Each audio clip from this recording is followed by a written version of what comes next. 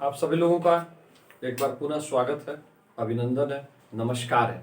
आइए सीधे देखते हैं लेट के ऐसे वाक्य या डायरेक्ट इन नरेशन के ऐसे वाक्य जो लेट जिनमें लेट तो होता है लेकिन वे रिक्वेस्ट को प्रकट करते हैं। रिक्वेस्ट को प्रकट करते हैं तो जब रिक्वेस्ट को प्रकट करते हैं तो ऐसे डायरेक्ट नरेशन के ऐसे डायरेक्ट नरेशन को हम कैसे इनडायरेक्ट में चेंज करते हैं।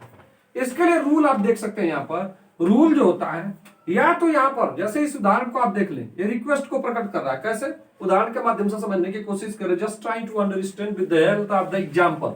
ही said to his officer let me go home. यहां पर देखिए सेंटेंस से he said to his officer, उसने अपने ऑफिसर से कहा लेट मी गो होम, मुझे घर जाने दे, मुझे घर जाने, यानी कि रिक्वेस्ट कर रहा है। यानी लेट इसमें देखिए रिपोर्टेड पार्ट में लेट है।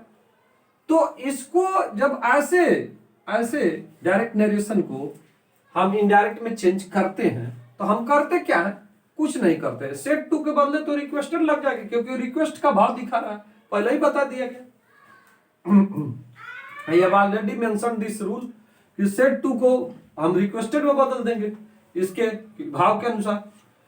और इसके बाद आप देखें लेट को या तो टू लेट के पहले टू लगा दें, इसको इन्फिनिटिव में चेंज कर दें, या माइट बी अलाउड की सहायता से भी इसको बनाया जा सकता है। आइए हमारे साथ इसी उदाहरण को करके देखते हैं। अब इसको इनडायरेक्ट में चेंज करते हैं। ही सेड टू रिक्वेस्ट प्रकट कर रहा है तो सेड टू का हो जाएगा रिक्वेस्टेड। ही रिक्वेस्टेड हिज ऑफिसर, ही रिक्वेस्टेड हिज ऑफिसर। ये वाला हिस्सा तो यही रह जाएगा भाई, ये पहले बात हो चुकी है। Let me go home, he requested his officer to let me. Person का प्रोनाउन है, इससे बदलेगा। प्रोनाउन और कैसे परिवर्तन होते हैं, how pronouns are change, this rule has also been mentioned by me. यह भी मेरे द्वारा बतला दिया गया है। तो यहां पर टू लेट मी जो है ही के, तो ही के ऑब्जेक्टिव केस में हिम हो जाता है। To let him go home, this is your, यह हो गया आपका indirect narration. He requested his officer, उसने अपने ऑफिसर से प्रार्थना किया to let him go home, अपने कि उसे वे घर जाने दें। उसने ऑफिसरों से घर जाने की प्रार्थना किया, ये हो जाएगा। या फिर इस लेट की जगह आप माइट बी अलाउड का भी प्रयोग कर सकते हैं। अब इसको अगर माइट बी अलाउड की सहायता से इसको इनडायरेक्ट में चेंज करेंगे तो कैसे करेंगे? आइए देखते हैं। सेड टू तो ऐसे ही बदलेगा। ही रिक्वेस्टेड हिज ऑफिसर, इतना वाला पार्ट सेम रहेगा, अनटच्ड रहेगा। He requested his officer। इसके बाद माइट बी अलाउड के साथ नाउन या प्रोनाउन की सहायता से हम आगे की ओर बढ़ेंगे। He requested his officer that he requested his officer that he might be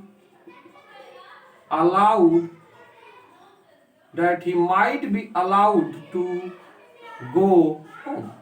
देखिए ये क्या हो गया? He requested his officer that he might be allowed to go home।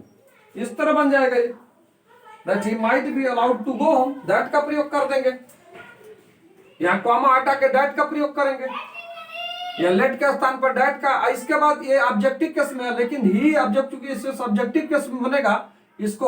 इसको इस प्रोनाउन को इसके हिसाब से बनाएंगे तो यहाँ सब्जेक्टिव केस लगेगा, तो ये ही रहेगा। He requested his officer that he might be allowed to go home. उसने अपने ऑफिसरों से प्रार्थना किया कि उसे घर जाने दिया जाना चाहिए, या कि वो घर जाने की उसे अनुमति दें। बात वही है, रिक्वेस्ट है। आइए देखते हैं अगले रूल को। इस रूल के अनुसार क्या करना होता है? He let there be changes into that there should be में बदल जाता है। अगर किसी लेट वाले वाक्य में से रिक्वेस्ट का भाव प्रकट होता है प्रार्थना का भाव प्रकट होता है, एडवाइज्ड का भाव प्रकट होता है, एडवाइस का भाव पर सलाह का प्रकट होता है, सलाह का भाव प्रकट होता है लेट वाले वाक्य से। जैसा कि रिक्वेस्ट प्रकट करता है, एडवाइस प्रकट करता है, ऐसे में अगर दैट देयर या sorry let there be direct narration में आता है तो इनडायरेक्ट नरेशन में दैट देयर शुड बी का प्रयोग हो जाता है।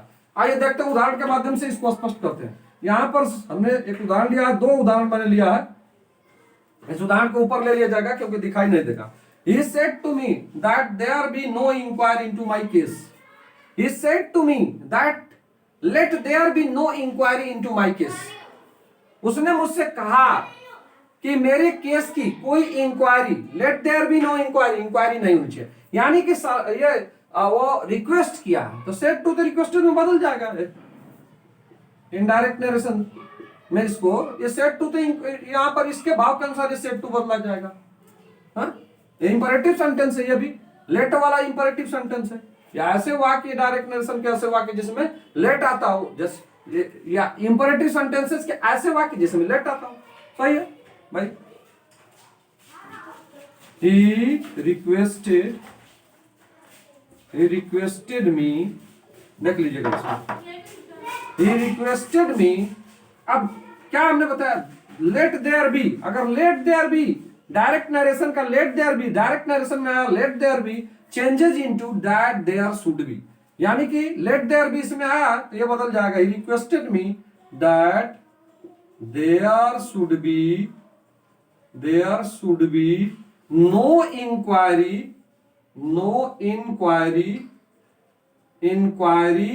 इनटू। अब माई या बाई प्रोनाउन है, तो फर्स्ट पर्सन का प्रोनाउन है तो फर्स्ट पर्सन का प्रोनाउन ही के अनुसार यानी कि सब्जेक्ट के अनुसार बदलेगा। That there should be no inquiry into his case, इस तरह बदल देंगे। अब नीचे वाले वाक्य में भी इसी तरह आता है। इस नीचे वाले वाक्य को हम ऊपर लेते हैं, शायद विजिबल नहीं है, perhaps it is not visible में। So this take the sentence, I am going to take it little up direction. Direct में देखें, इसी रूल को समझने के, ही सेड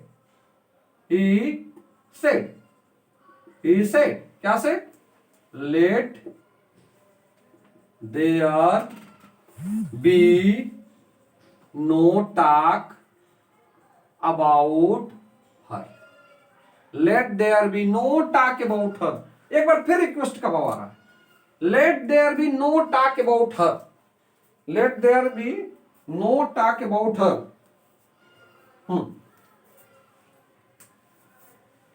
अब देखिए इसमें भी लेट देयर बी आता है, तो लेट देयर बी किसमें चेंज हो जाएगा, ये हो जाएगा that there should B.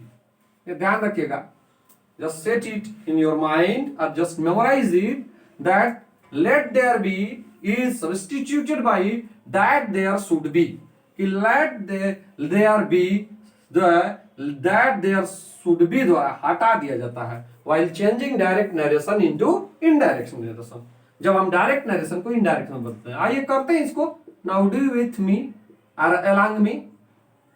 Indirect he said किसमें बदल जाएगा, रिक्वेस्टेड में। ये रिक्वेस्ट है, जरा देख लेते हैं इसका अर्थ भावार्थ पकड़े। ही सेड, उसने कहा, let there be no talk about her, उसके बारे में कोई भी बात ना करें, उसके बारे में कोई भी बात ना करें। Let there be no talk about her, उसके बारे में कोई भी बातचीत ना करें। यानी कि यहां पर भी रिक्वेस्ट की ही बात हो रही है या एडवाइस की बात हो रही है, तो आप एडवाइस ही लगा के चलिए। ही एडवाइज्ड देयर बी दैट लगाएंगे भाई, लेट देयर बी आता है तुरंत दैट लगाएं। He advise that let there be substituted by, is substituted by that there should be. He advise that there should be no talk about her भैया third person के pronoun में कोई changing नहीं देते। देखिए he advised that there should be no talk about her। मैं समझता हूं कि आप इस प्रकार के वाक्यों को, डायरेक्ट नरेशन के ऐसे वाक्यों को इनडायरेक्ट में बदलने का ढंग समझ गए होंगे। आने वाली वीडियो में अभी भी इसका एक हिस्सा बचा हुआ है, उसको हम देखेंगे। तब तक के लिए जय हिंद, जय भारत।